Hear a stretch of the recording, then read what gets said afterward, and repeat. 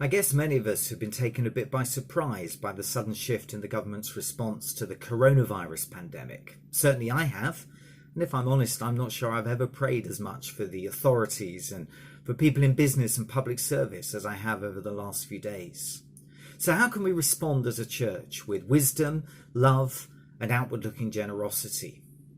Well, there's no doubt that we are at the beginning of a very challenging period, where much that is familiar will be taken away, at least for a time.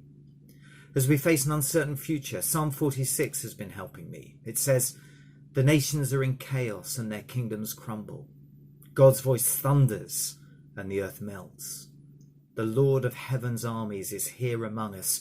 The God of Israel is our fortress." As a church, we've had to make a number of decisions quickly, seeking to respond wisely to national advice. A bit more of that in a moment. But as we've gone through that process, I've felt more and more convinced that this challenging time is also a time of enormous opportunity which we mustn't miss.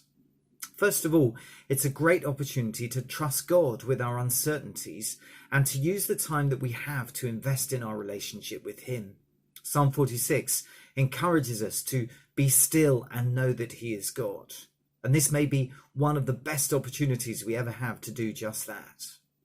Second, this is a great opportunity to love each other as a church family by staying in touch regularly and by looking out for each other's practical needs. Home groups are a great place to start, but some groups may also need the help of other groups nearby, and we're working to find a way to keep in touch with people who are not in groups as well. Third, this may be the best opportunity in our lifetimes to serve and reach our city. It's been so exciting already to see people reaching out to isolated neighbours, making links with local businesses, preparing to get food to those who are going to need it, making sure that people have contact with those around them so that they're ready to support and help as the challenges increase. We're meeting with other churches tomorrow to try and coordinate our response as much as we can, but we don't need to wait for permission to reach out in love and friendship to those around us.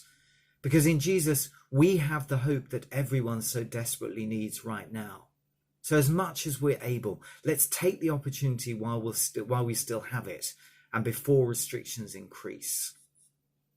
I'm chairing a small crisis team to help direct our response as a church. The team includes the three ministers, Hannah Chanter, Chris Matheson, Ben Thomas and James Musson.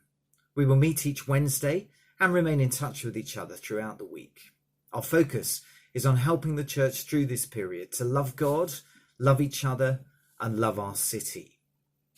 As you probably know by now, we've had to cancel all our Sunday and midweek gatherings, at least for the next 6 weeks, so that includes the whole of the Easter weekend. But we are working towards providing a daily thought for the day by video, email, or post, and an act of worship and reflection each Sunday.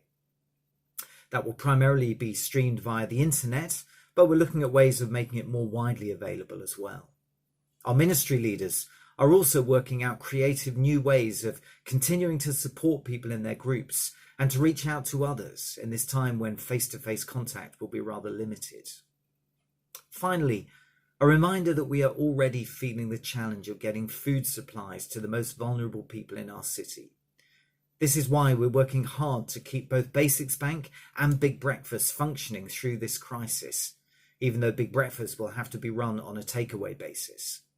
The situation is likely to become significantly more challenging in the weeks ahead, so if you are able, please use every opportunity you can, both to keep the food coming into Basics Bank and to volunteer in the teams, which are going to be under pressure because of people who are self-isolating. And while many others are full of fear, let us as God's people be people of great hope, because the Lord of heaven's armies is among us, and the God of Israel is our fortress. So may God bless us and keep us. And let's travel this road together with each other and together with Him.